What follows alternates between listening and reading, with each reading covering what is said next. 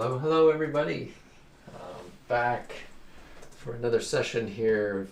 This will probably be the last of these 3-day sessions here, and gonna try to get this last face, and it will be really interesting because I don't know if I've done a beard or something with someone or something with a lot of hair on the channel yet. So you're going to see that it works a lot in the same way. I'm still using the skin tones that I mixed up from 3 days ago. They're getting a little tacky, so I'll probably have to use a little more thinner in order to make it work. And it may get a little messy here and there as I'm going. But we are going to work on this. Hopefully I don't get in the way. I had to move the camera a little bit. I can barely see myself here if I lean in. So I'm gonna try to stay out of the way. Yell if I get in the way. Somebody. Okay. You can see my source material there. I'm gonna be working on a good friend of mine, filling in his beard here and really trying to capture some of these areas. It's up high and it's reflecting a little bit of the light here. Hopefully that doesn't cause too much of a problem. Sometimes it does. So I'm gonna begin. I'm gonna have to go a little swifter. Kind of have 2-ish hours here. So we'll see if we can get this blocked in, try to work quickly, intuitively, and see where we end up. So if you've been following along the past few days, I like to oil out the areas that I'm working with first. So yeah, it works a little bit like this. I'm gonna take some of this walnut oil gel I have here, and I have a kind of a lint-free cloth that has seen too much work, and I'm just gonna oil this out so I can see these darks again. I also see the nice green hood and cloak that I had painted earlier. You can see what a difference that suddenly makes oiling out. Same would happen if I put on a coat of varnish. As soon as the varnish goes on, it does that same thing, really reactivates all that color, and it looks just like the day you painted it, nice and rich. Mingling is here. Hello from San Diego. Hello from Wichita. Yeah, good to have you. Wicca, Wichita. David's in the house for me, with me at least another hour or so. So ask their questions early rather than later. Are you head down at about 4 Central, David? Is that the plan? I have nowhere to go. Okay, all right. Well, you can hang out if you want. Work out at some point, but yeah. So here we are.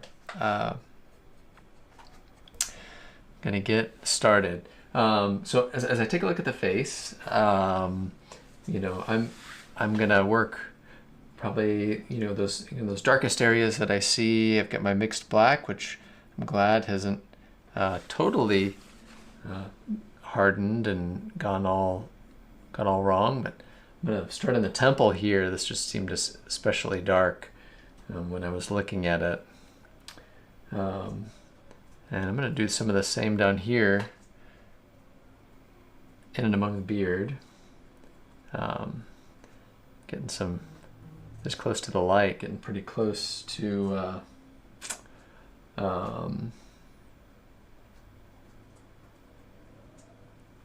there's some nice bluish light. It's really subtle. In fact, I can barely see it, and so I'm sure that it's not coming up with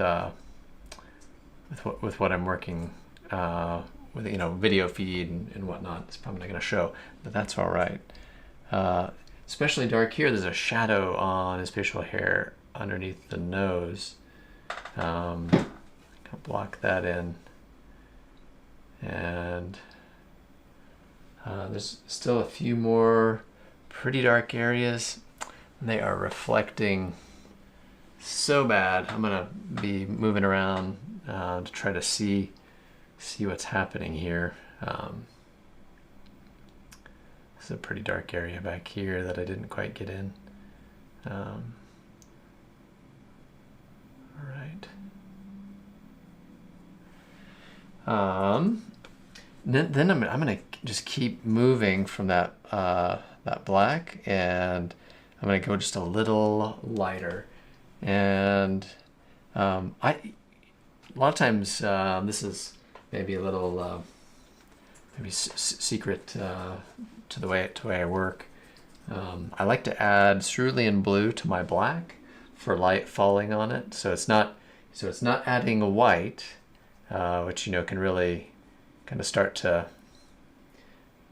paste things out, but it's adding a color to a couple of colors, since I use a chromatic black, since I mix my black from burnt sienna, ultramarine blue, and in doing so, it's a richer color. In fact, I might need to keep looking back to the video because it might actually show me a better a way that is not. But if I do that, I think I'm gonna have to switch to this here. Yeah, there we go. As we talk about that, if you do glazing, you don't oil the surface before painting, right? I probably wouldn't, yeah. And I generally don't, although with the walnut oil gel, I feel like you've got a lot of play, and so yeah. So kind of what I'm working on today will be, you would say, well, is it a glaze? And I'd say, well, not really, but that's okay. It's a little bit. Sometimes it's more opaque, sometimes it's not, and sometimes I'm really utilizing some of these this underpainting for the light, and I will in some areas, and that color will still kind of shine through, if you will. So I'm still, but yeah, the walnut oil gel. I mean, you could put it down if your glazes. I could see pushing some color around, and I could see it working. But just my 2 cents on someone who's not terribly educated and experienced in glazing regularly. I'm still very much, when I kind of consider, if I consider the way I paint and how I work, I would. The way I treat oil paint is still very much kind of an impressionist mindset and way and method as I'm applying it. So yeah, maybe with painting works like this, I should do it the other way. But this is just it's how I've learned, and I still really appreciate the immediacy of kind of topical color, that doesn't require a whole lot of drying time, layers, so on and so forth.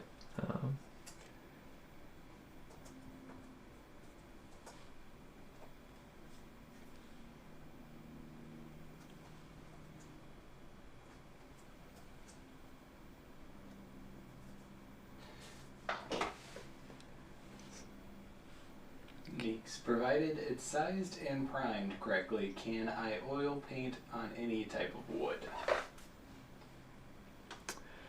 Wow.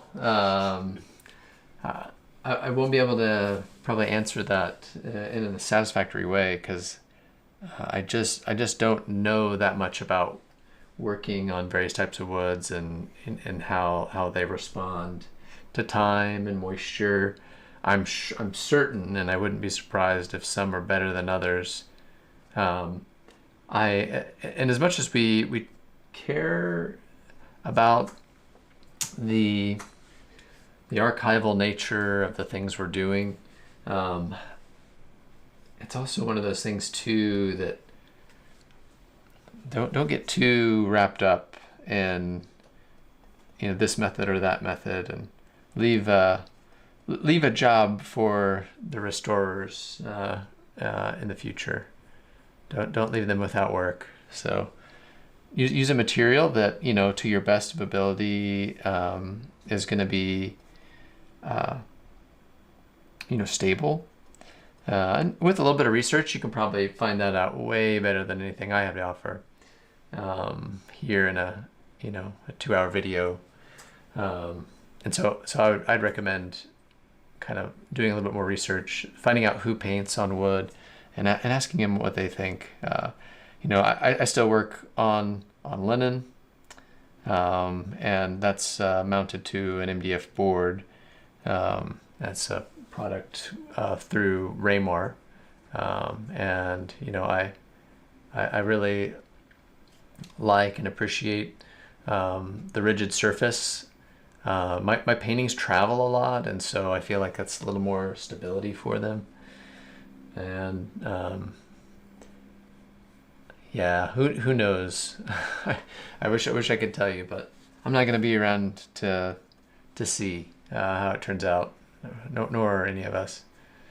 Do the best research you can, and then kind of go with your most educated guess. Because let's be honest, that's as that might sound extreme, but that's all we're doing. Any of us who take a guess, that's really all we're doing. We're hoping these materials last, but we don't really know. I myself have opinions about rigid surfaces lasting longer and being more archival. That's just my opinion. That doesn't mean it's right. I hope it's right in the long run, but I won't be around.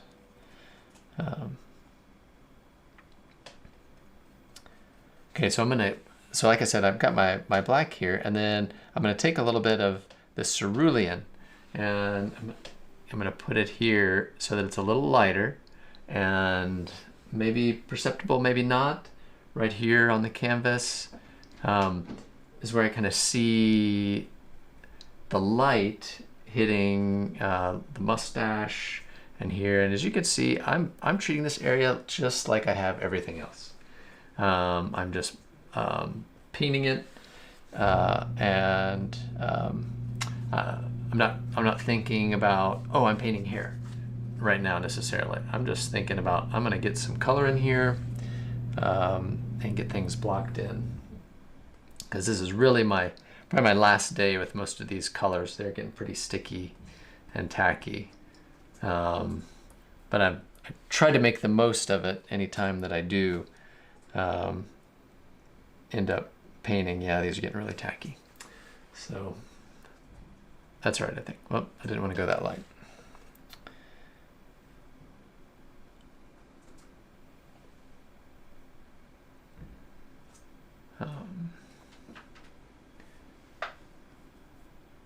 Okay, a little bit of, there's some nice kind of reds and greens that start to happen here, kind of on the edge.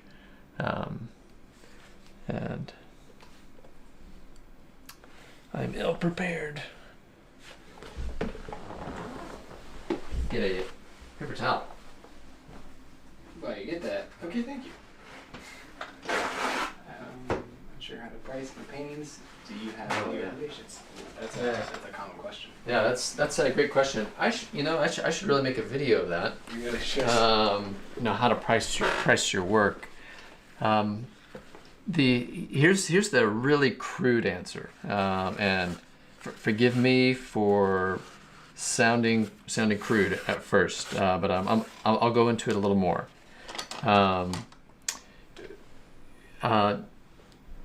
Your paintings are worth what people will pay for them. There's the really crude answer, and I know that sounds like, okay, that's not really helpful, but I've found over the years, the more that I paint, I've sort of discovered what people, what they value it as, and like, so what I would have valued it as, I discovered is, at least initially, was lower than what people value it as. And so, yeah, I would say, start off reasonable. And it really depends on where you are located. I'm in Wichita, Kansas, and in Wichita, Kansas, it's really hard to make a living just selling your work within the city. So I do a lot of traveling, and I share my work very broadly.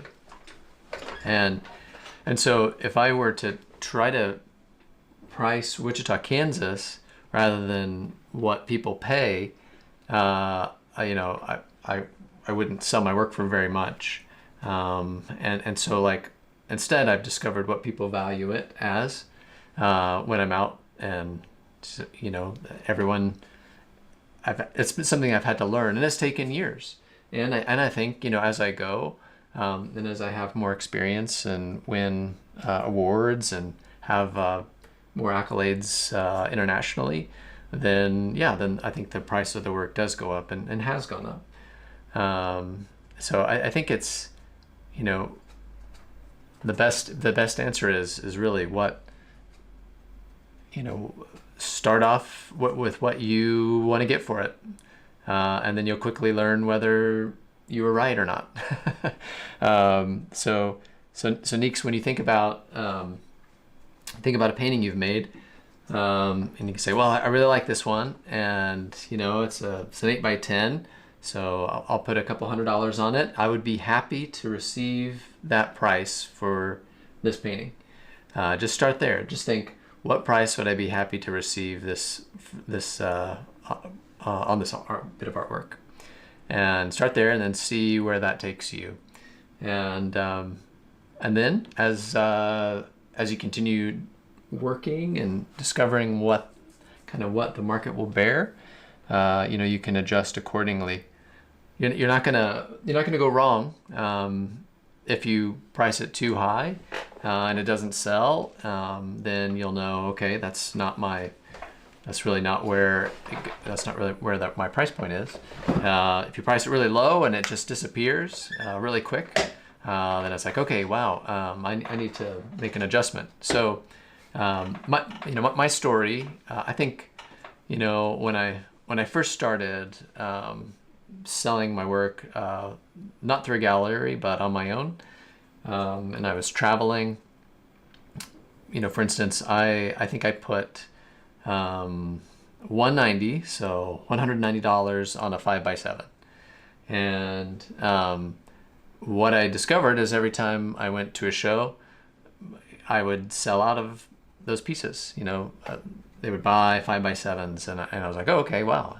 So apparently if people don't even have to think about it, then maybe I need to think about what I'm putting on it. After that, I bumped it up another $50. They sold at that price, kind of, again, no problem. People didn't think about it.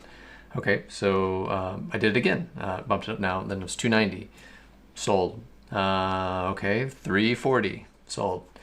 And now right now I'll sell a 5x7 for $390, and that's present market rate. And I've discovered that even at that price, people are still buying. So probably there'll be another uptick as I feel, and I feel like that's a kind of a constant question to ask. How much should I price my work? I'm still asking it. Every time I go to a show, and kind of finding out what people think the work is worth. So long-winded question, or long-winded answer to your question, but I do really, I do think there's no comparison to just kind of getting out there, trying out some price points, seeing what people think, and then and that being kind of the marker of where to price the work. Great question. Hard question. Need to do a video, although that would be a really unsatisfying video. The answer I just gave, because real answers are oftentimes unsatisfying answers. We want something that is really clear, and the world just doesn't work that way a lot of times. I would say that was not unsatisfying. There's a good amount of information to learn. Kind of, it's like you're in your business. You're a business owner. Yeah, and that's a tough thing for artists to want to kind of admit to, or even like start talking about. But you do have to think of yourself as the owner of your own business, and you're selling a product that is not, your basement bargain prices. You're selling something that's wholly unique, that only you could create, and no one else can do what you do. So that in and of itself creates scarcity. And so what happens when something is scarce? Think about some of the crazy things that have happened just in our global markets. When to reference a video I made about video cards a month ago, when that's not around, things are more expensive. So your work is only made by you, and therefore inherently it has probably more worth than you think. And I think I'm still discovering that. So great question. What kind of accolades have you gotten recently? Is that yours, or is that? That is my question. Okay. I was like, Art Mingling said that makes total sense. Would love to see a video about it. So okay. All right, you're on board. All right, that'll be soon, maybe. Probably not immediate, but I am excited. So I'm working on these commissions. There's a lot of intense work I've got to complete here in a very short amount of time. So that's why I'm excited to kind of have you all on while I'm working on it. You only have like 9 weeks left. I know, man. I don't want to think about it. I told him that he could get it all done, and he's like, I don't want. I was like, don't tell me that. I cannot. This one's almost done. I was like, I cannot think that way. So I'm thinking, come probably first of the year, there should be some time that opens up a little bit, where I'll still have plenty, probably more than I care to do, but hopefully we'll get some more kind of unique video content out. At least that's the plan anyway. And plans are only so. I heard one of your Sure. pieces would go to the moon. Right? Yeah. Yeah. Why don't, Sean? You're really good at telling that one. Why don't you tell it? No, this is your thing. And Neek said, "Yeah, that makes sense. Definitely a humbling answer. Reduce prices on my art." So I take it maybe went a little high at first, and that's okay. That's okay because. I think you'd want to shoot high. Yeah. I mean, this is always really tough. Like we just had the experience with the 5x8s or 8x8s. Yeah, and again, like you're always learning. You're always figuring out. Oh, okay, this is what people think it's worth, and it's hard. It's hard when that doesn't kind of match what we expect. So I feel you there, because I've been there. Because even like I'll say, I've even noticed, it varies according to size too, and subject matter. So some people will value certain subject matter at larger sizes and larger prices than others. I paint a variety of things, and I'm always, but I feel like I've learned, what can bear a certain size. Does that sound strange? But like things at a certain size, even if I find them interesting, maybe at a more monumental scale, the piece is actually, someone seems to more value it as at kind of a smaller a smaller scale, it's just fascinating. And as soon as you think you got it, you kind of discover that you don't.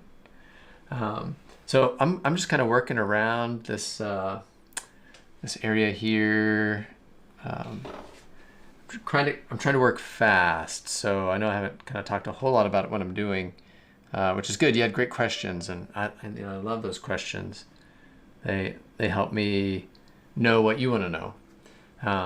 So this work that I'm doing right now is just kind of called tiling. I call it tiling. I'm just filling in. I'm trying to get some visual information. Seems a little warmer up top here. It's probably a little excessive. So, if I feel like I got a little too warm, I can bring in some of the kind of blue color. I can, do a bunch of things. So I can start mixing it there on purpose. This is gonna be a really soft area up here next to where the hair is coming down. There's gonna be a lot of kind of fixing, and I'm just in it for let's see what happens. So I've got another brush here. I have kind of a dark brush. Seems like I just decided on a light brush there, and I'm gonna kind of pick out a mid-tone brush and begin kind of working this shadow underneath here. So I'm jumping around a lot from area to area, and I think it's a good way to work, not getting too bogged down kind of in one spot. So like making that quick decision, saying, it's a little lighter than I think what's there. So jumping in and darken this kind of eyebrow, which looks very cool. He does have great eyebrows. Yeah, it's good. It's a good looking dude. Cool eyebrows. So how do you paint like facial expression? So he looks kind in this picture. So how are you going to try to capture that kindness? So right now he looks a little bit like... He looks like a straight, like death. Oh, no. Well, that might be because that's like black. Yeah. The black eye and the no eye. Yeah. That's probably a lot of it. And the paleness, and he just looks. Yeah. Yeah, the angry and annoyed. I'll give you that one. Okay. All right. So, first of all, thank you. No offense. No. First of all, thank you. A little pouty. Yeah. But that's his lips. He's got some pouty lips. I remember that even when you painted him before. Yeah, but you barely see any of his lips. You see like one little area. Anyway. Yeah. Great questions. Happy to take all even criticisms. As I've said on here, please don't stop like there, because I can. If I already know it's leaning in that direction, then it's good for me to kind of just consider. It's like, okay, I'm going to have to pull it out a little bit. I'm going to have to do things that bring about a softness that's presently not there. So that's good to know, first of all. So I will just... I'll have to... Yeah, it's hard to decide right now. So there's another thing. I'm not going to be able to determine that immediately. Because I mean, right now, I think really it's this eye that's messing with you. If I cover that up, it changes everything, right? Yeah. So and I think that's an important thing to do. You use your hand if something's like, man, something's looking really weird. Just cover it for a second and look at it and how it changes it. And you're like, okay, I see that, that's the eye that looks like, I don't know. Well, he's got like the crow thing too. So, right now, this weird shadow. So yeah, so we'll get there. We'll get there. But like in general, have you had like hardness for anger and softness for kindness, and an understanding of like the difference between confusion and irritation, or this is gonna probably sound really strange, but when I first started painting, it was all scratch that, stepping back a little farther. What I first did as an artist was I worked in illustration. And, you know, when you're doing cartoons and caricatures and things like that, you just kind of learn, you know, what do brows communicate and what does the turn of the mouth, and it's just a matter of kind of learning a few of those things. I feel like were helpful, and you know, even when I kind of came in to start working in more of a realism, and so So start with caricatures. Yeah, you know, I remember like as a high schooler, you know, we had one of these forms that was like, tell us what you're feeling today, and it had like 70 faces on it, right? So it was just like a visual thing, like, and like that. As silly as it sounds, I kept that paper like as an illustrator for ages, because you know, if I wanted to get a certain feeling, you know, I would take a look at that and say, you know, what does confused look like, and I kind of look at how this particular illustrator, whoever made this ages ago, decided to tell us what it was to be confused and how that looked like. So I think there's that helped doing illustration. So just kind of out of nowhere having to make a character that looked confused. I think that was helpful. And the thing about like cartoons is like they're like overly done. Yeah, It's not like exaggerate. subtle at all. Yeah, exaggerate. That's good. That's a good point. Because whereas, you know, now you're going for subtlety, and it is really hard. This is like, I mean, the stuff you're talking about is the sort of, when you're coming down to faces, I mean, just think about reading like the face of somebody you know or you don't know, or and how hard sometimes just figuring out what is it that person is trying to communicate to me right now, or maybe even unsaid, like what on earth is that person about, and you know, we're constantly reading these little cues. They're kind of telling us what, you know, what the person is thinking, and so when it comes to painting, like you're encountering when you're trying to tell, you know, we want a gentleness with which he is looking down to the Christ child, and so in that chase for like kind of gentleness, you know, we definitely don't want anger, and so there's going to be making little decisions where perhaps like I just can't have an eye that's dark, that is that dark on that side, and I'll have to kind of make up some information so that it works. And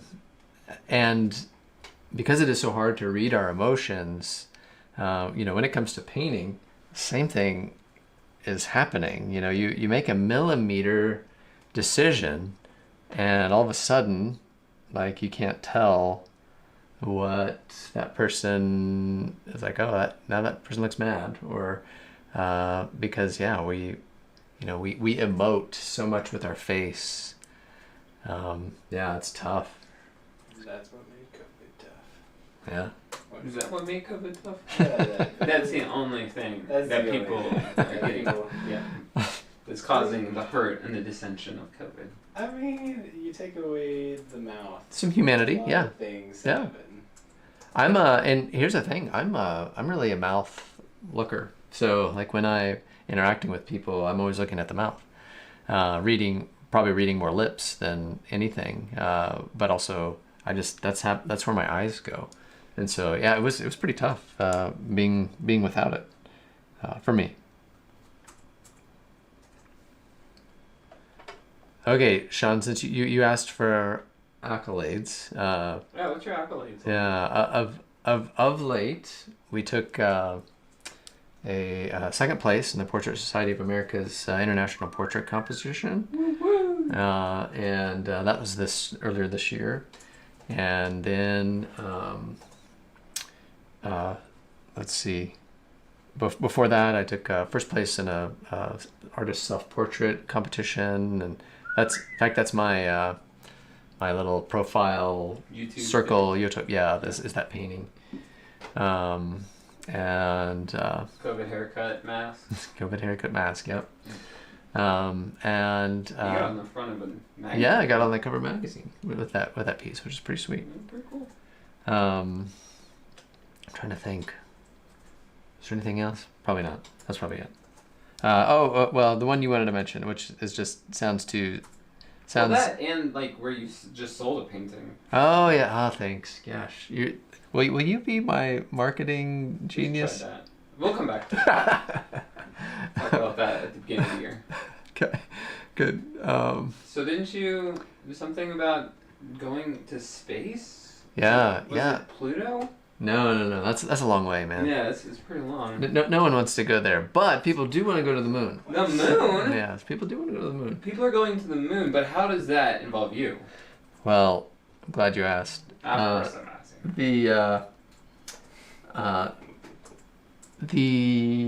Let's see.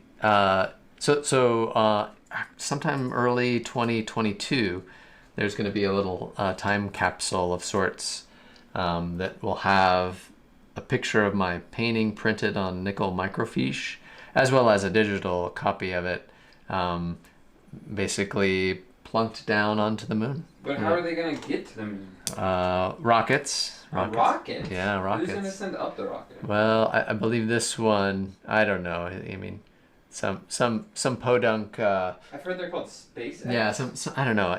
I'm not sure exactly what they're involved in, but sorry, sarcasm. And yeah, so they're gonna send up a rocket and drop this time capsule, right? I forget the. The Oceanus Parabellum. Oh wow! Wow, I had forgotten that bit. Thanks for coming in on that. Hey, you're welcome. I feel like we're grading trash on the moon. Trash? Whatever. Wow. I mean, Dude, did you just call his painting trash? No. hey, at least until the sun expands and burns up everything, Which is like right down the road. all that will be there. So we'll So the Earth will get burned up, but the moon might still be there, and then your painting will still be there. Well, but aliens will show up and they'll be like, "Hey, where's the guy that made this?" We don't have no idea. we don't know. In fact, no one exists anymore on here. They're long gone. So Yeah, totally. Well, actually, in like perception of the sun going to a red giant, it would actually push us all out. So instead of burning really? us, That's we'd how it freeze works. to death. Oh. Or it would actually like kind of like become neutral again, and our climate wouldn't really change. Because the sun would be way bigger, and so the heat would be a lot more, but the winters would probably be harsher. Well, I'm glad I'm glad you're basically giving us some more time. Oh, yeah. No, yeah. No. And then I heard about something in New York, some kind of... Oh yeah, one of those auction houses. It's been around since like what, 1800 or something? Way before we went to the moon. Yeah. So that same painting that won second place went. And that's also going to the moon. Yeah, that same one is also going to the moon. More the material. More of the material. Yeah. This one just got sold at Sotheby's. That's pretty sweet too. Yeah. Portrait Society of America. That was the Portrait Society of America one? Same one. Well, they had that like a lot, right? Yep. There was so through the Art Renewal Center. Oh, Art Renewal Center. Art Renewal Center. Yeah. Yeah. And Art said going to the moon and painting something there. That would be awesome. She's right. Yeah. She gets it. Yeah. What does oil what does oil paint do in kind of microgravity and the harshness of space? There's your question. Whoever was asking about the art materials earlier, like what art materials can withstand the temperature variations on the moon? That's a great question. Yeah, I don't know. I don't think they could. Yeah. I don't know. Is it like?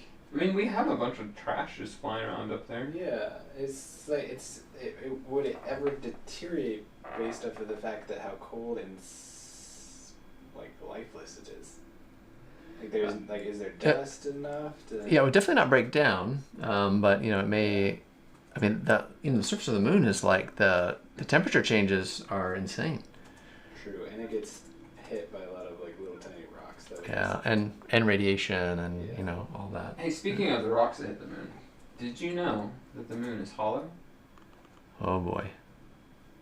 And that it's actually an alien prison. Tell me more. I don't think we want to hear about that. Okay, hey, back to painting.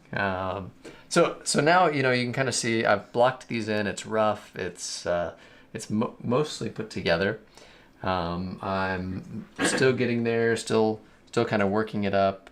Man, this paint is really tacky and gross. I've got to finish this today. The whole painting? Well, at least this face for sure. Did you get it? You got the other. Yeah, I got the other hands. Yep. Okay. Okay. You look really young. Thanks. Is that what you're trying to do? I don't know. It happened. Hopefully that was a happy accident. She just has softer features. Okay. I think. Hopefully the model's not watching right now. No, I mean she's great. The model is beautiful, but she just looks like she's like 16 or 17. Yeah. Like she looks Like what Mary would be. Yeah, like what Mary would be. I think it was really smart that you did that on purpose. We were talking about the forehead, not that anybody can see this today. Yeah. True Yeah. that. Is it? Yeah, I'm gonna go back in. Yeah. There's also that's a really good point. Constantly, you've got to like reassess. What's okay? Is this good? Is this did I make a good call right here? Did I? Am I? And sometimes it kind of takes to the very end, and you're like stepping back, and you're looking at it, and you're saying, okay, that needs some more attention. I do want to make him a little more rugged, so probably some of this. You should put a scar on his face. Oh yeah. A big scar running He down. definitely would have a scar. Is that a neck tattoo? You can't see his neck though. Oh, Face right, tattoo. right. Some of those teardrops tattoos. You look real rugged. And by rugged, I mean violent, felony offender. Sorry, we're all a little, I don't know, myself included, just rushed to kind of get going on this today, last minute. So, trying to get what I can done today. Neeks asks, sorry if you've already mentioned it, but what medium are you currently using? Also, I'm new to stand oil, but want to start using it. How much solvent should I dilute it with? Is a 50-50 ratio okay? For me, just for the ease of kind of your own discovery, I would start with a 50-50, no matter what you do. The 50-50, I think, is a great starting point because you can always discover how much more you want to adjust. Because we're always, all of us, learning. Okay, I liked it better this way, or I liked the amount of drying time when I did this. I'll just say that start off with a 50-50, see what you like, and if that doesn't end up working, then at least you'll know, okay, that's not it.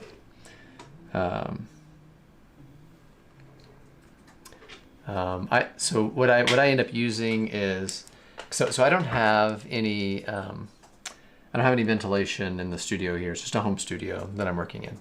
So I try to use and I don't believe I've had you on the channel before, so it's great to have you. If you have, and I've seen it in the past, and I've said it in the past, forgive me for just saying the same thing, but I like to use Chelsea Classical Studios Lavender Spike Oil Medium, and they have some that are already basically pre-mixed, and and ready to go. That they have a lean mixture and a fat mixture, and I like to work with. I like to mainly work out of their lean materials until. And if I'm gonna continue to layer some more on top of this, then I would switch to the fat, because there's it's a whole other conversation for another day of kind of working fat over lean. And some people are really, really, really serious about that. So I would say, yeah, start with that 50-50. I think that's a great starting point, and see if you like it. Stand oil for me is mostly if you really want to kind of prolong drying time. And if that's what you're going for, the more you put in, that thing's gonna stay wet for a long time.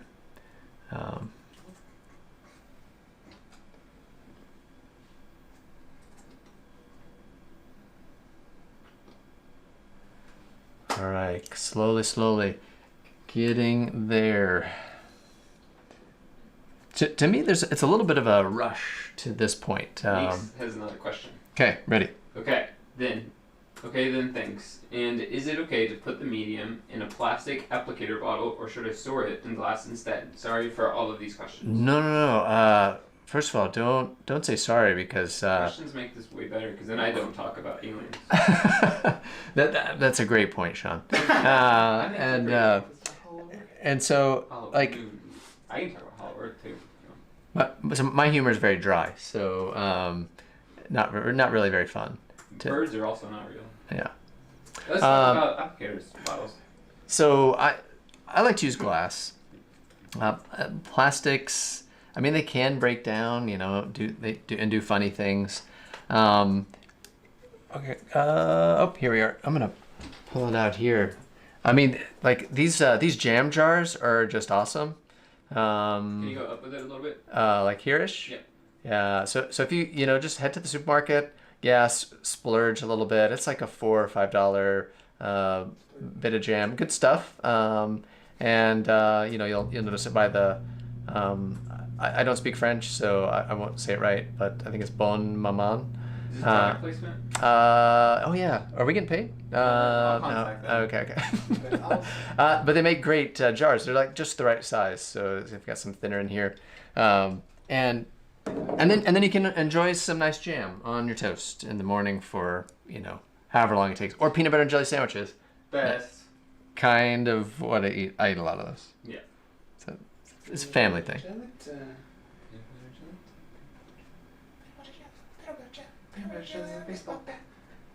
Hey, whoa. Hey, that was only like 10 seconds. 10 seconds? Yeah. And what did we say? What's I the don't time? remember. Okay. Yeah. I think if you sing it on your own, then it's considered something. Also, I can't sing, so it's all off keys, so it doesn't Yeah. sound really like the song. Mm. It's just the words. I hope so. No, We're just actually joking. doing them a service. Yeah. People will be like, hey, I know that song, but I want to hear it right. So let's go. Let's go. listen to it. Let's go get on Spotify, so the artists can receive a fraction of a penny. You get to receive something? Oh, they get to receive Yeah, something yeah. because they're on Spotify. But like, not a lot. Nothing. That was joking about that. Again, that dry humor. Oh. Yeah. Okay, so I'm attempting, even though I can't really see, I'm just going to add a little bit of what I hope will be kind of an eyelid and a reflective spot here, so that it doesn't feel as dark. And also kind of thinking about what we were talking about, like, there is very evenness to this brow. This one probably goes up to a little bit. So if we're trying to not make it like it's angry and more soft, even though it's not what I see, and again, that's why I'm a painter, not a photographer.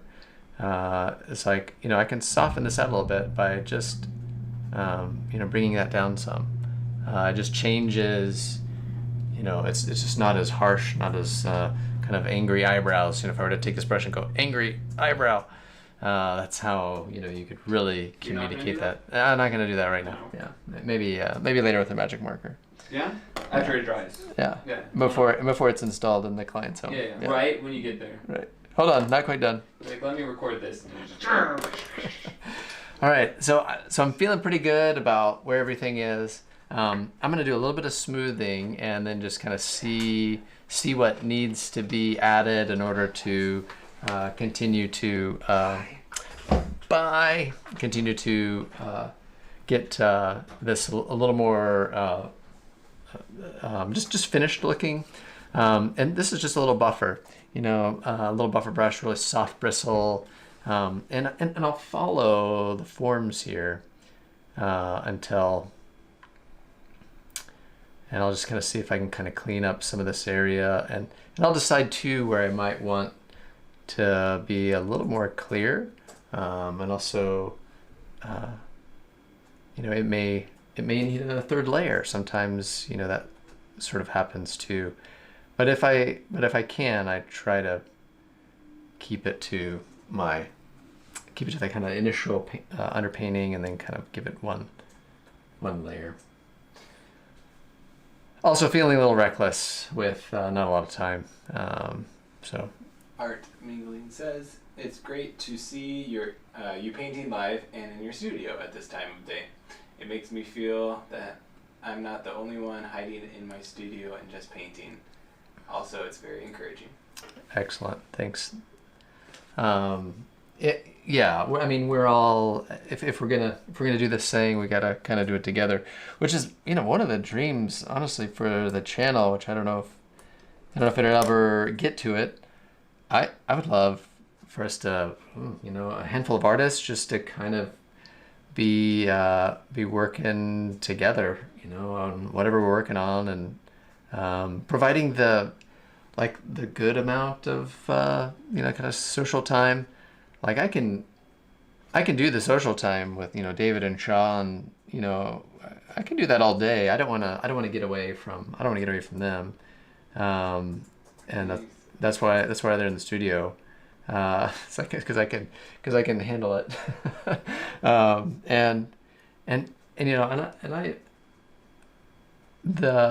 it's kind of like the right amount. I don't know if I could do many more. I'd like to think I could, but maybe this is about it. And I'm not really not an extroverted person, so it's not easy. It's not, frankly, it's not easy to do this, what I'm doing. I know that probably seems like it's no big deal, but it's it's uncomfortable. It's funny, my son, who's 6, he told me the other day how much he enjoyed a birthday party that he had gone to, and the way he described that he liked it. He said that because there was no other kids there. Except for him, yeah. So he's like, so I was trying to, hear what he was saying and mirror back what he was saying in my own words, but also trying to understand him. To which I was like, oh, because you don't really like being around other kids? And he's like, yeah. I'm like, okay, we'll do that now. Now we know that. Because he's like, yeah, it's just too busy. So you have got yourself an introvert. I know. It's funny. But so far, while a creative kid, not really interested in arts or painting or anything that I do, it's just as well. Trying to kind of stay out of it and let him discover his own interests.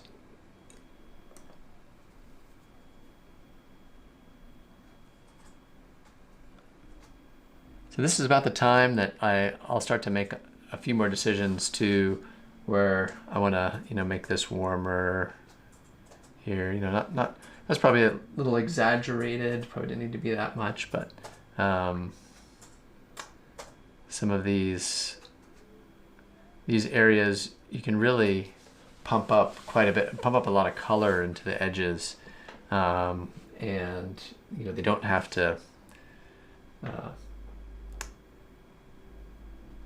And that way, you know, you can keep your skins kind of low chroma. I'm a big, yeah, you don't want to overdo it. Some people can do it well, and some people can't.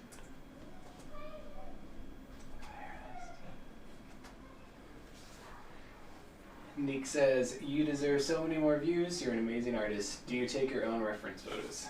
I do, and you know, so a big part of everything is like my hand is in everything. So if I'm going to take the photos, then that's because I have a very specific idea of what I want, you know, what I want it to look like, and so I will.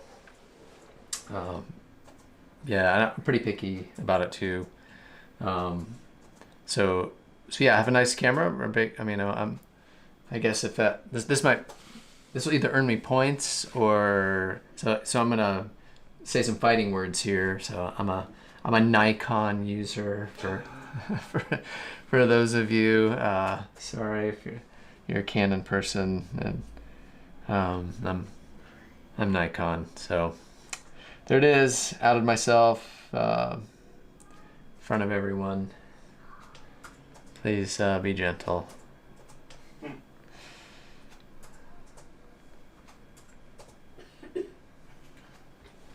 I hear a little boy's cough.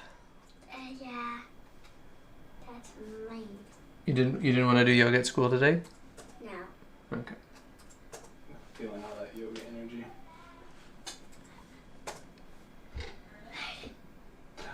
Somebody's calling in. And Ernest, will you close the door on your way out? Thanks, buddy. So there was the fourth, just coming to hang out for a second. Say hi. The fourth in the man's studios, or the fourth Ernest? The fourth, the fourth Ernest. Sorry. It's like the fourth man. So yeah, taking my own pictures. Sorry, I was like, where were we? Yeah, taking my own pictures is a big part of the process, where, you know, I'm the whole time, you know, I'm looking and I'm thinking about, you know, how, you know, does this make a good painting? I've already got a picture in my mind. Sometimes I sketch it out, but not very often. I've got a good picture in my mind of what I'm wanting. You know, knowing my place in art history, I'm always trying to kind of reach back in art history and look at some of what I feel like are some of the best images in art history, you know, given that whatever it is I'm depicting. You know, I think this is one of those times it's really unclear. So, you know, he's got some hair that's casting a shadow here. Sorry, getting a little distracted, but I'm going to talk a little bit about process. He's got a little bit of like a hair that's casting shadow here that I don't really have in, and I don't know that I put it in that this makes any sense. And so that's one of those moments where I just will decide on this whim here that, you know what, I'm taking that out, and I'm just gonna kind of fill it in like I would normal side of the face, because I think it'll make more sense that way. And that's a great segue to, like, hey, even though I use a camera, I'm not trying not to make a photograph, and so when I encounter those things that I think are, you know, can be changed or are would be valuable if they were changed to make more clarity, I'm going to do so, because it kind of no matter what you're working on, no one is going to see any of my reference except for you guys. No one's going to see any of my photographic reference. They're going to see the paintings, and the paintings have to stand on their own. So, you know, I'm not going to be able to be there when somebody looks at it and they say, and they're like, oh, um, I think you drew that wrong, or it looks like the mascara is running, or whatever. I'm not gonna be able to say, oh no, hold on, I got it right here on my phone. Here's the picture I was painting from. And that's never gonna happen. So I think thinking about how the viewer is gonna see it is is kind of the end goal. Meek says, I thought about buying a camera, but there are so many things to consider when buying one. I'll just stick to my iPhone 12 Pro for a while. And that's great. And you've really got a great camera on the iPhone too. So, don't worry about that. So the reason why I have a Nikon D850, and I got that one because it. I felt like it was it was a good camera, but then also it had a very high resolution. So for me, when I finish these works, I also photograph them to archive them in my own, just on my computers, and back all that up, so that I'll at least have record of my work. That I don't know what will happen to that record eventually, but everything I've ever made, right? So getting those high resolution, I feel like for the price, as well as all my photograph taking for paintings, it just seemed like one of the better decisions to make. So Nikon D850 I think is a great all-around camera. I think the next generation is about to come out. And when it does so, you're going to see a drop. And I always buy them used. So, you can save thousands of dollars buying them used. And, otherwise, the costs are really high. I think that one new is like just under 4,000 or something like that, which is a lot. And, when you can buy it used and save about $1,000, if it hasn't had too many shutter clicks, then do so. Save a little bit where you can. All right, I'm going to jump back to my buffer. I'm going to keep getting distracted. I mean, here's just another whole reality of painting. Is I'm going to get distracted in an area, and I'm going to want to come back. So when I take the buffer brush, what I'm trying to do is I'm trying to work into the form. So my stroke is going to follow. My stroke is going to kind of follow what I feel like is the form of the face, and I want this soft edge here where it's like where does that beard begin and start? I don't know.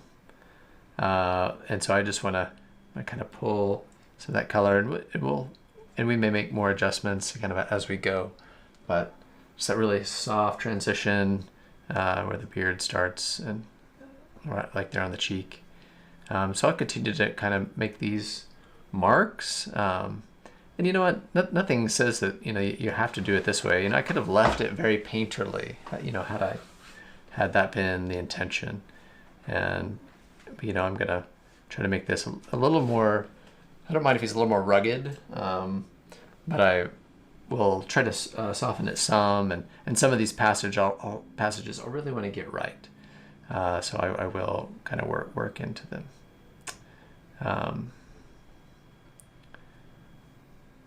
So there's two questions. Yeah, great. Quick question. First question. So that's the second question because you already answered it. Okay. I'm gonna not be able to say this name, so I'm sorry about that. But back to Neek's question above, somebody just came in and they want to know what was your response regarding the medium, and that question was from the above. Mention it, but what medium are you currently using? Also, a new stand oil, but want to start using it. Or how much solvent should I dilute it with? Is it 50-50? and then the glass bottle and bottle. So it's one of those, if you want to answer that question again. Yeah, yeah. Definitely go for glass if you can. Not that plastic seems to do fine, but so some things you just don't want to be surprised about. And glass isn't going to surprise you. It's pretty stable. Some plastics can kind of break down. So if you can get a little glass jar.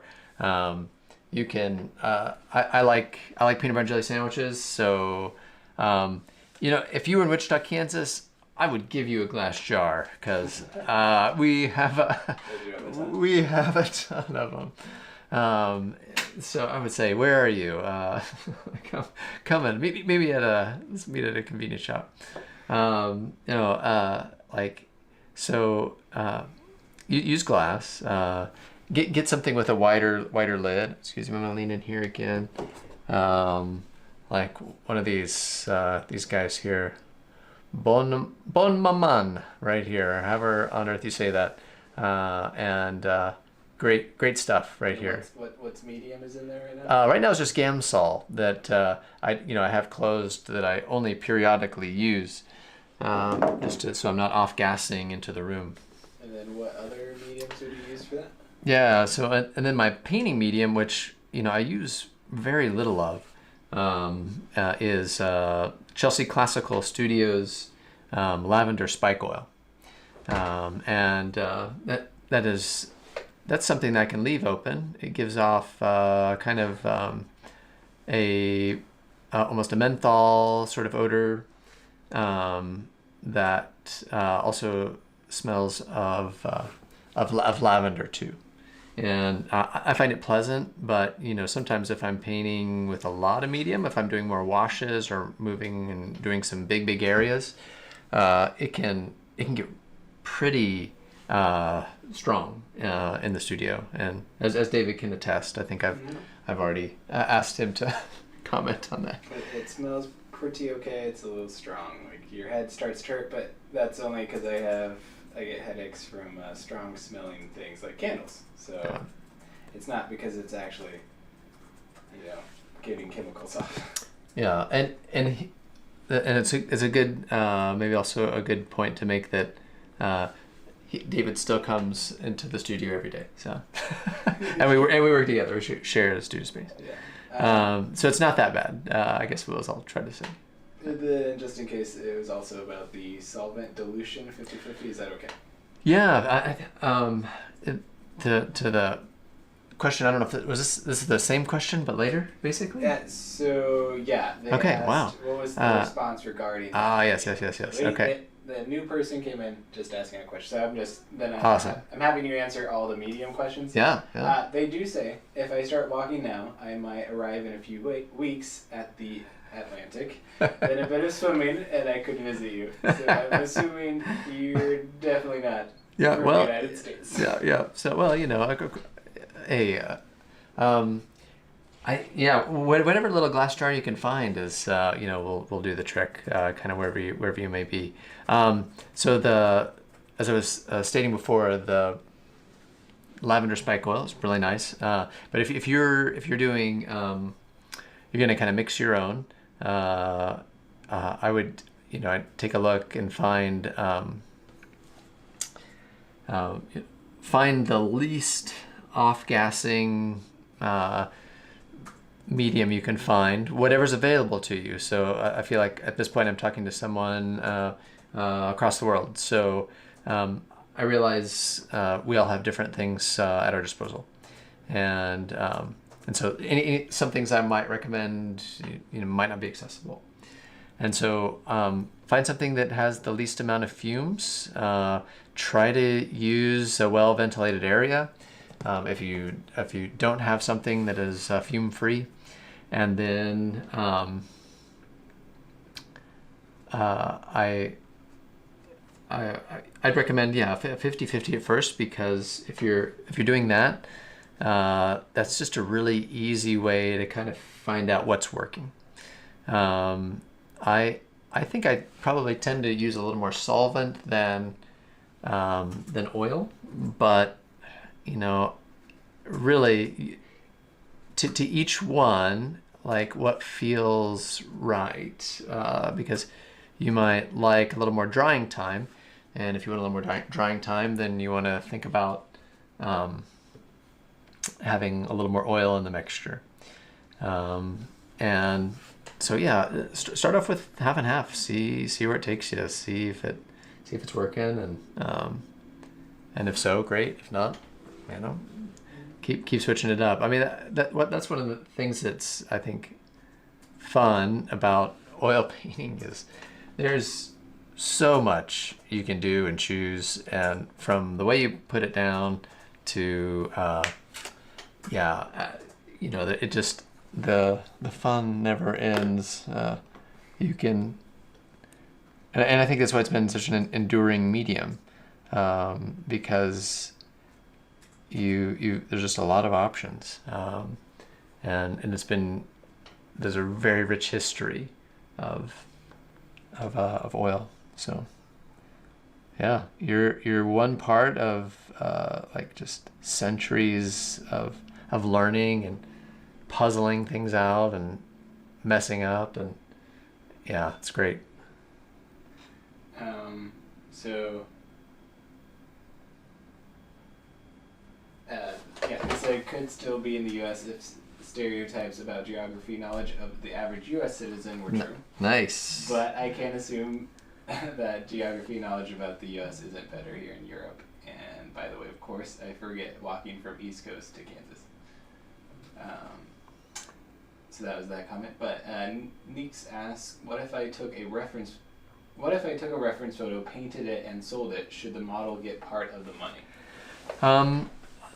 I would say that's all up to you and the model, the agreement. You know, the way that I've just done it in the past is I have the model sit for me during a session.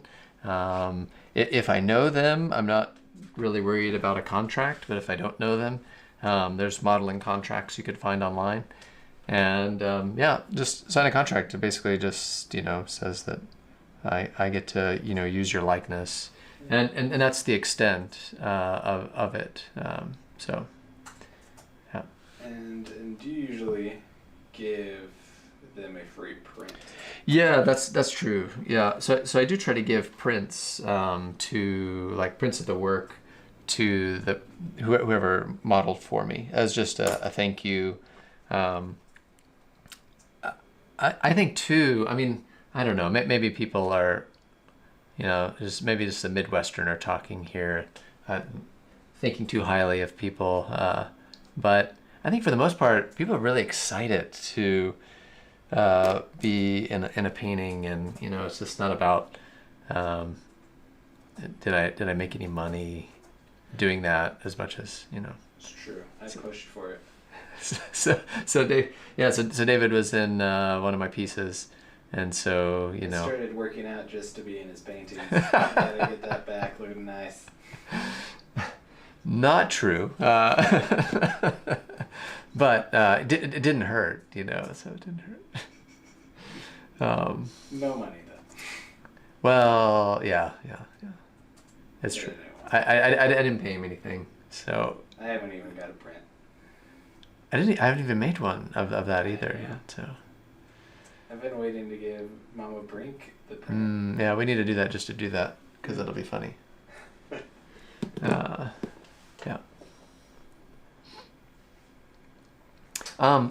So, but I do try to pay the models when they're not my very good friends who live with me. Then I try to pay $40 an hour. So that, you know, the session is usually 2 to 3 hours, and basically, I don't know, I want it to be good enough so that if I ever want them to model again, they'll immediately want to say yes. And so try to make it really a great experience. Try not to be a creep. So that's my other big recommendation, you know. So if, having someone else there, I always try to have my wife present, just to not only be an assistant, but just to make all models feel at ease. And If you don't already know. if I don't already know them very well. Even still, my practice overall. So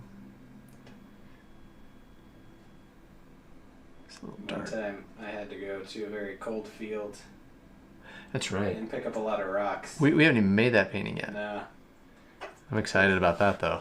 a lot of rocks. It was a beautiful place. It'd be a great It piece. looked. It's gonna be a great Did piece. not look like Kansas. It didn't even look like America. Yeah, it's gonna be a sweet piece. All said and done. That's on the list for next year. We gotta get that one squared away. There's a lot of commission. Don't remind me. You're good for years.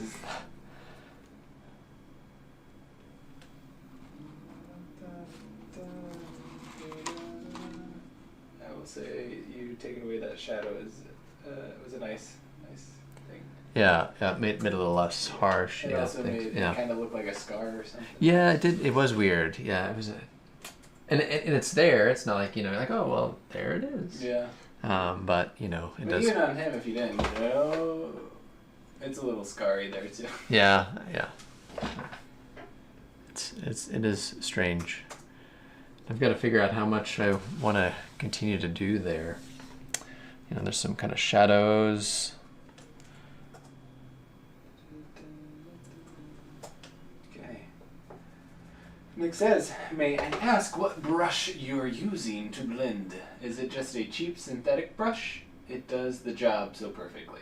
Yeah, so this one is, strangely enough, it's, so at one time, I could tell, let's see, it was camel hair, strangely enough, and somebody just gave it to me. It was round, and I was like, cool. And I tried it out, and I liked how much it gave. So I don't even. It was just a gift. So one thing that happens when you're an artist, and you probably know, sometimes people kind of think about you when they come across some artist materials, and they're like, oh, I bet so and so would like this. I'm gonna give it to them, and then a lot of times I'll just kind of accept those with a, oh, thank you, even though I'm like, well, I probably won't end up using this. The quality is not what I normally end up using, but this brush, I felt, I was like, wow, it's so gentle. It doesn't really move the paint very much, but it just kind of smooths things out a little bit. So yeah, it's a camel hair, size 4, round, and I can't even tell, it's all worn, what the brand name. Yeah, wish I could. I'm gonna have to find one eventually when this one gives up the ghost.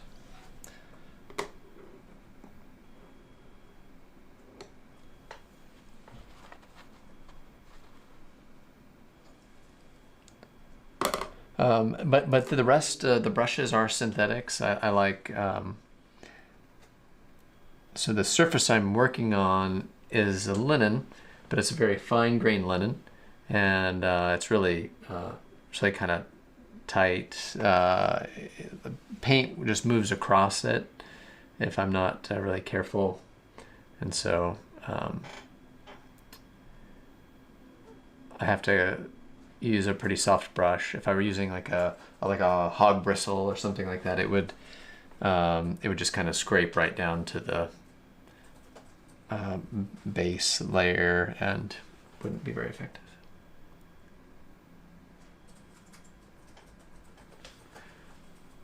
So what I'm doing now is hunting and pecking.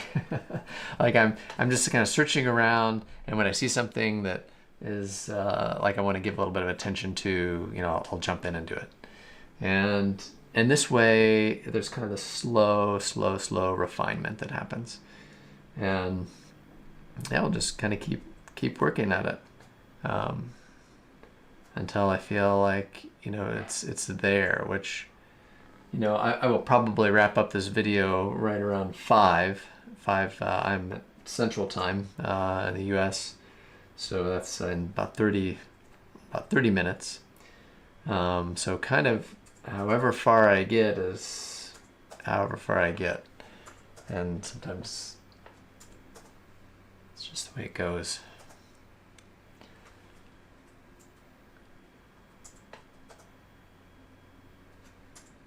I'm one that I kind of like a little bit of pressure if I'm under the gun a little bit, it just makes me work a little faster, a little more intuitively, and usually more honestly. That's the other thing. I think given a lot of time, I'm gonna keep fiddling, whereas if I don't have a lot of time, then I'm gonna eventually say, hey, I need to solve that now and quickly. How can I do that? So here's another little spot here. I like to kind of get in the light, using this, my black is a mixture of burnt sienna and ultramarine blue, and then to kind of get this nice kind of cooler light that's falling on his beard, I mixed some cerulean in there with it, and I'm gonna stay pretty painterly. If I'm doing hair, I'm doing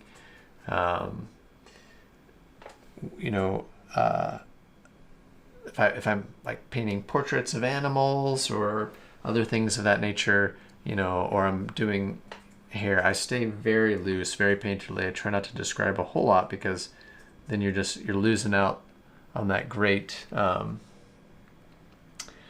effect of the brush work. And so you'll notice I've not really used the buffing brush except in this kind of area I'm trying to soften as it goes into the beard. I'm not really using it anywhere except for on the skin itself. And I'll just continue to do that. Decide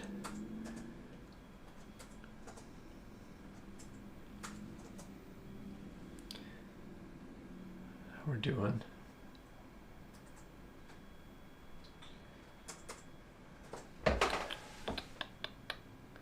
Meeks, I find gesso a little too absorbent and oil grounds take too long to dry. Is there another primer I can use that doesn't absorb oil paint too much? No, I think that's about it. I mean, that's really the kind of tried and true. And I've not spent a lot of time researching materials and trying a lot of different ones. I don't have a lot of. I mean, I have a few opinions, I guess. I was going to say I don't have a lot of. I do have some, but for the most part, I try to stay. I just want to be working. I mean, so my. People ask, well, do you stretch your own canvases and do this? Like, well, I did a lot in college, and when I got out of college, that's just something I'd rather pay for, because, I said earlier, I'm a father. I've got a lot on my plate, and to come in here and paint is sometimes all the time I have, and so if I have to really have the materials all ready and ready to go, and so yeah, I like I lean more toward this one is an acrylic primed, but it's four layers of acrylic primed, the gesso, and then it's on a kind of a finer grain linen, so it's pretty slick surface. A little too slick for my liking, but I like this product too much. I'm kind of choosing archival over comfort.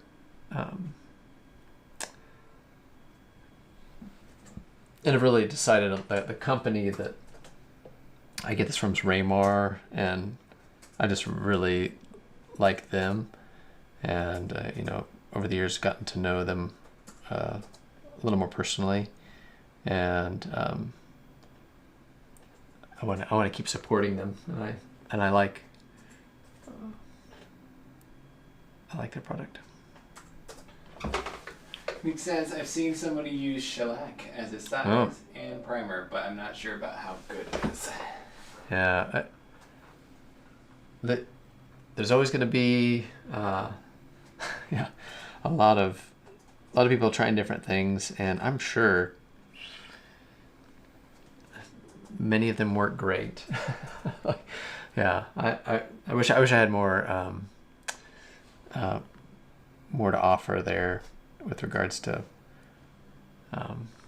materials, but I'm pretty inadequate there.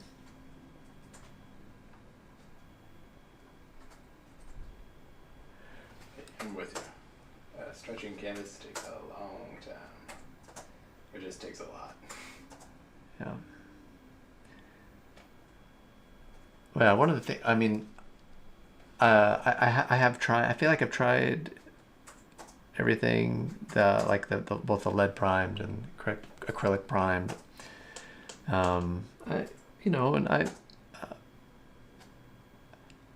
It didn't. Neither one bothered me too much.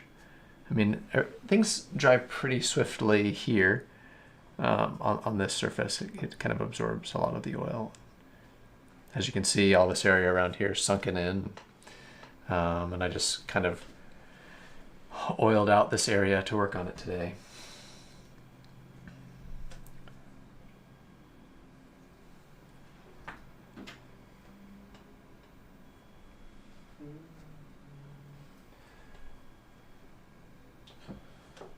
So how would you, like with the wood that you use or the base, stretch that? Like how do they make those canvases? This is the linen is applied to the MDF board, so it's microfiber. Or it's basically the wood pulp pounded into. Pounded into it. And, okay. Yeah, and this the wood pulp piece, and then the linen is then adhered. So something you probably could not do. Probably not really well. Maybe given time, but yeah, I'm going to use my time to paint anymore. I feel like I'm out of time all the time. So yeah.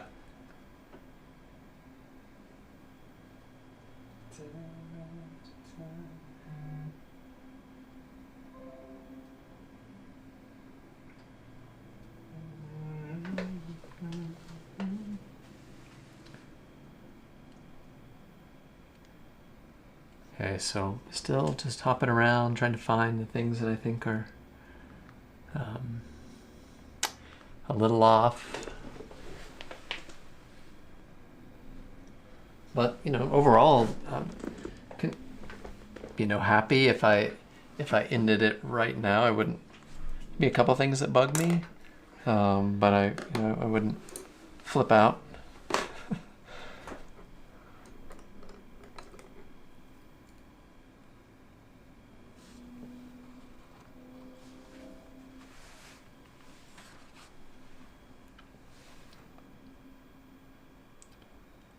Decide what I want to do next here. I do need to kind of darken this and make it a little cooler. I'm going to start with just a little too much in the light there. I mean, it does barely touch the light, but I want to see how much darker it is around the edges.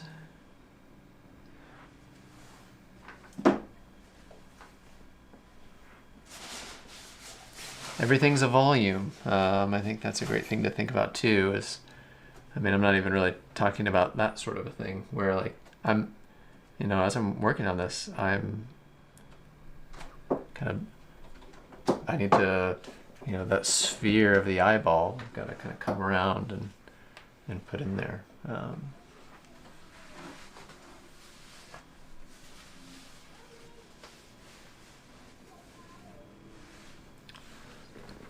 Yeah, and even that one move right there, way happier. It's amazing to me how just a few things. I mean, it's kind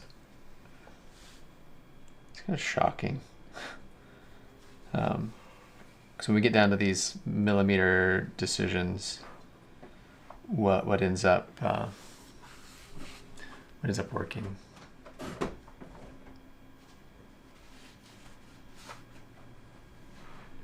It looks a little cooler right here. I'm gonna try to carry this down some. I really don't have any information around there, so I'm gonna pretend, kind of like I did on this side here. I will add a little bit that I don't really see, that I think will. I highly advise against it, but I'm doing it.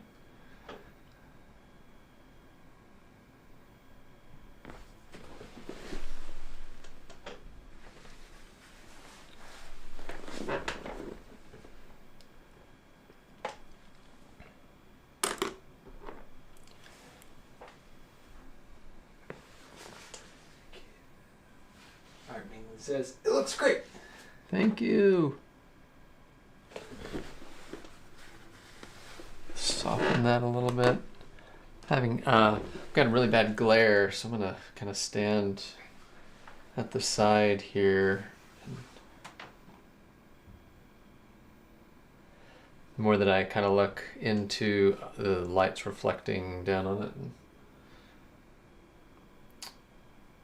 But really, the only way that I could get the camera angle so that it was a little more on was to do it this way. So thanks for that. Thanks for the good word. Appreciate it.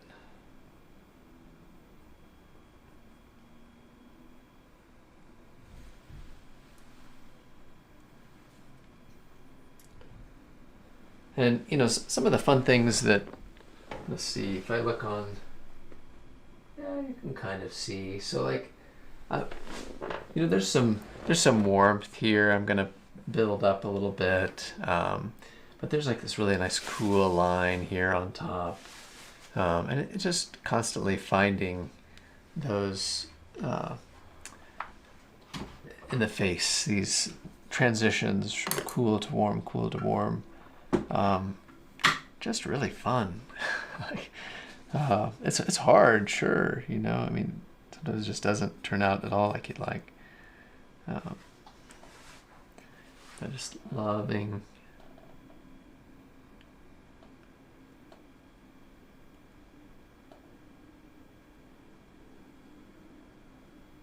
finding just a few areas where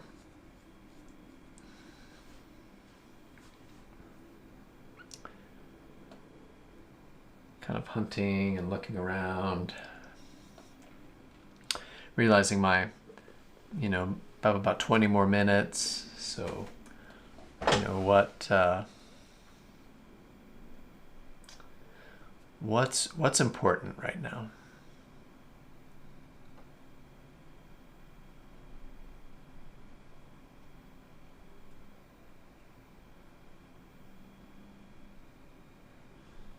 What do I think, you know, is going to be the most valuable decision?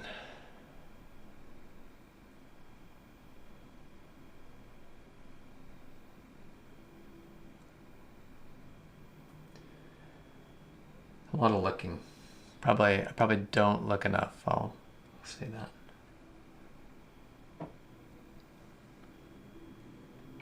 This painting is going to go about 20 feet in the air. Along the there'll be a series of images. And so, I'm thinking too about, creating strong contrasts that are visible from a distance, and still read, clarity, being really, really important. I think I probably want to make that less orange in here and bring it a little warmer. So if I kind of take, it's a little too much right now, but I'm going to kind of work my way into this area just a little bit. There's, when doing a portrait or painting Caucasians, there's kind of a warmth across the brow that kind of travels here, and you can kind of almost count on that. You can look for it. So that's a little too orange that I like, that's not quite. So I'm gonna do exactly what you think, which is just take complementary colors. So I want to, since it's kind of a red-orange, take a green or blue and just work into it a little bit, so that it is a little more subdued. And you see that was pretty instantaneous, that red. I just took some of my kind of mixed greenish color to kind of get that, so that it just wasn't as strong. Might carry the facial hair up just a little bit there. These are those decisions, getting reckless. Who knows what's going to happen? But I do like that softness, that transition. It's working. Get a little bit of got the buffer and just work into it.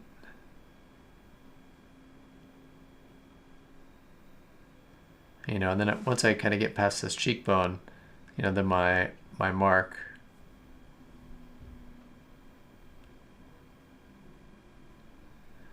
will change, and I'll do more of a rounded mark this way.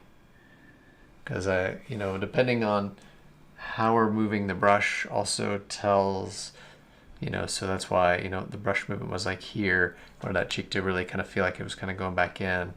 And then same for like, the nose, using more of a motion in here, across the brow, and then, using more and more and more of a circular motion heading up into the skull, the top of the skull. And those are really easy ways to create more space, create more three-dimensional, a more three-dimensional sense in your representational works, in your portraits. So little subtle movements, but make a big difference.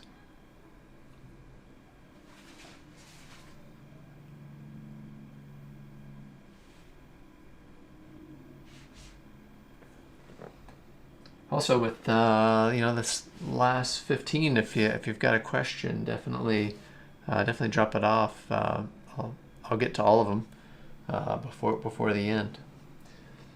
Promise. I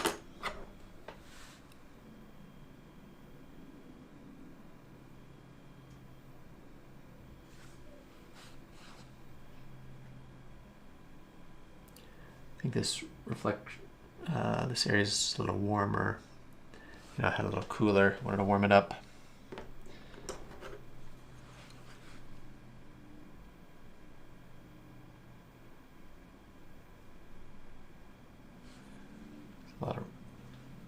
It's a little warmer because it's this indent here. There's a lot of warm flesh tone kind of bouncing around, and it just gets a little warmer. Then there's always the question of how much of a likeness am I trying to achieve? Since this isn't a proper portrait, I want him to really stand in and be the character in the narrative, but I you know, I just really want it to work. I think I'm gonna come into the forehead with these last few minutes and just try to clean this up a little bit. You know, I think I can add a little more, soften it out some.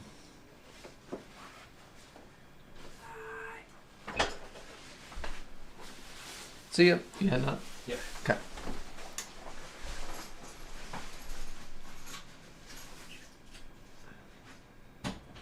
All right. And then there was one.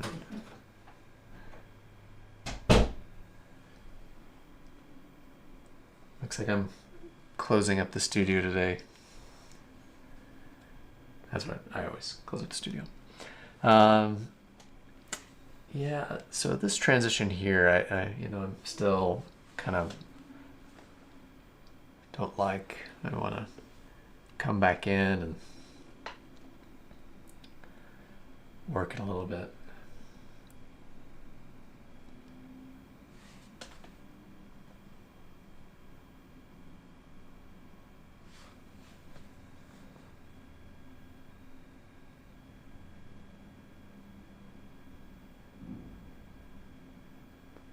Just a little, could see some warmth there that I wanted to get.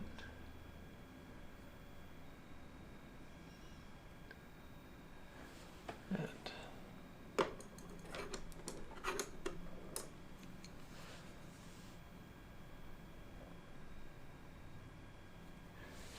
brush is kind of dirty, making more of a mess.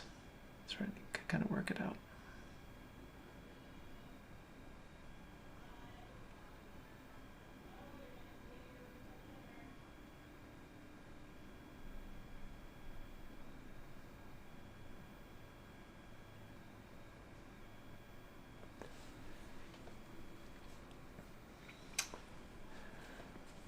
Be good to get. There's a few kind of glints or reflected points of light. Those are all, you know, sometimes worth it.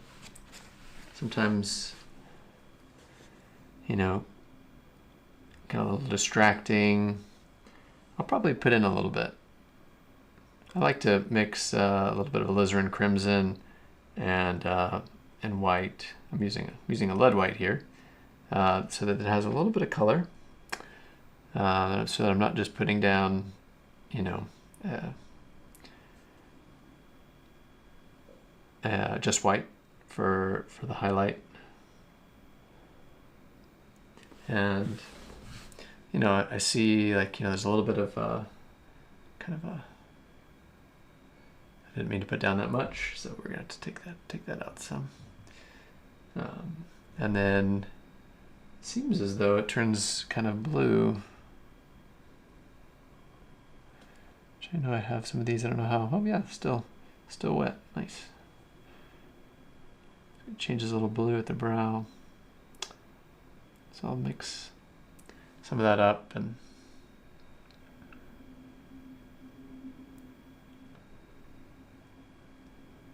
calm that down some. Probably really didn't have to do any of that. Now that I'm kind of looking at it and thinking, oh yeah, it's maybe a bit excessive. So, but I do want just a little bit showing. So we'll come back in and knock that down some.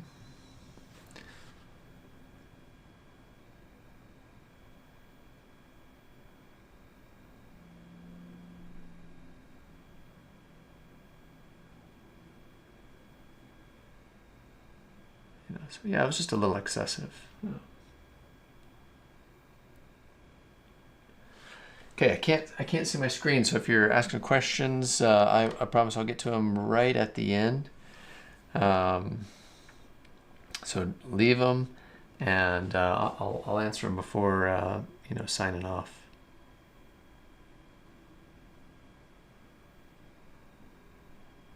Sure been great having you on the stream today. anytime I'm working on some areas that I think are interesting, I'm just going to turn on the stream. So that will be in the next painting. There'll be some more figurative elements, perhaps some drapery, and so yeah, you know, that might not start for a bit. It may be another week or possibly even into the week after that, but yeah, we'll get the stream back on and do some more.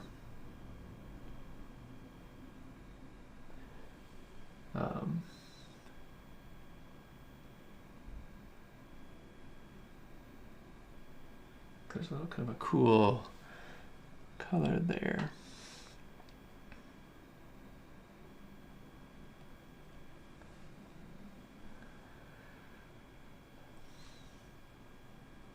And this is just a little too monochromatic over here. I'm going to see what happens if I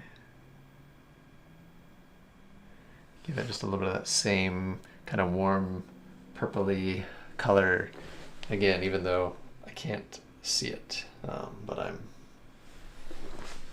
putting it in anyway. Don't tell anybody.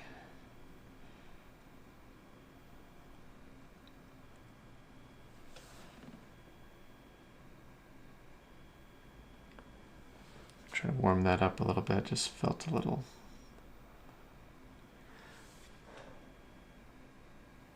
Too much.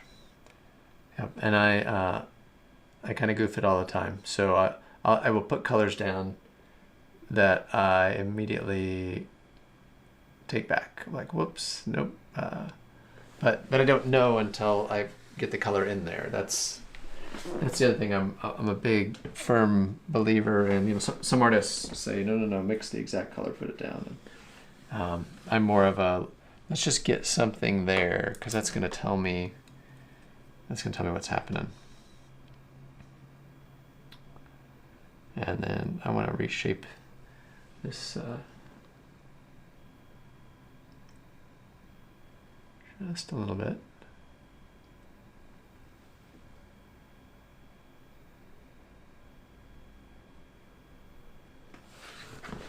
Yeah, feel better about that.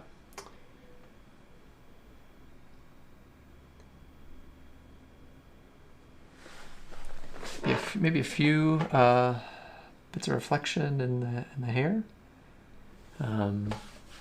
It's not much, and I don't want to overdo it. That's one of those things. E is so easy to overdo.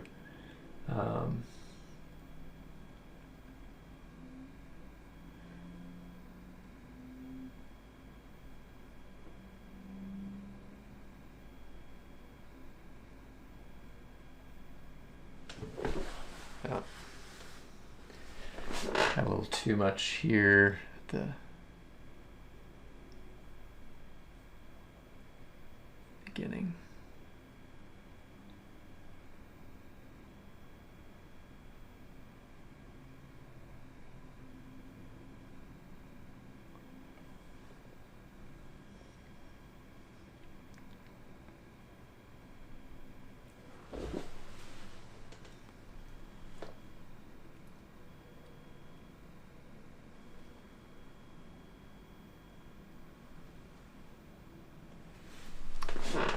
Okay, yeah, I think maybe we'll do just a little bit more buffing just here, just a tad.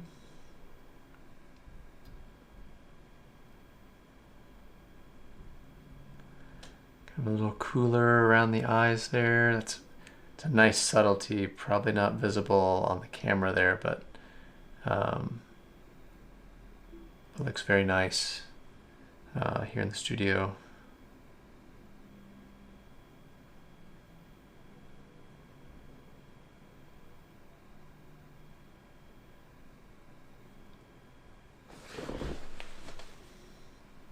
Okay.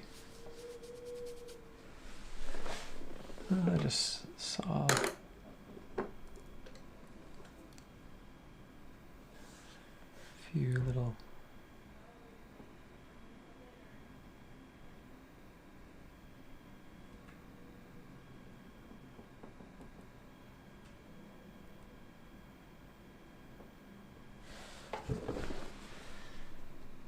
edge just needed a little bit of attention.